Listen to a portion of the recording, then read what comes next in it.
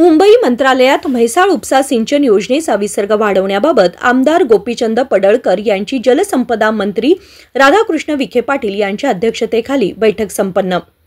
मुंबई मंत्रालयात म्हैसाळ उपसा सिंचन योजनेचा विसर्ग वाढवण्याबाबत जलसंपदा मंत्री राधाकृष्ण विखे पाटील यांच्या अध्यक्षतेखाली बैठक संपन्न झाली। यावेळी जत तालुक्यासाठी जास्त पाणी देण्यासाठी अतिरिक्त नलिका बसवण्याची मागणी केली। मूळ व विस्तारित योजनेतील सध्याचा विसर्ग अपुरा असल्याने त्यात वाढ करण्याचे निर्देश देण्यात आले आहेत। जत कालव्याच्या वाढीव विसर्गासाठी 10 ते 12 कोटींची यांत्रिकी व विद्युत कामे तातडीने करण्याचे आदेश देण्यात आले। कवठे महांकाळ कालव्यातील गळती थांबवण्यासाठी अस्तरीकरणाचे निर्देश देण्यात आले असून गव्हाण योजनेतील साठवण तलावावर तत्काळ पंप बसवल्यास जतसाठी 50 क्युसेक्सने विसर्ग वाढवता येईल असे ठरवण्यात आले आहे। या बैठकीस जलसंपदा व कृष्णा खोरे महामंडळाचे वरिष्ठ अधिकारी उपस्थित होते।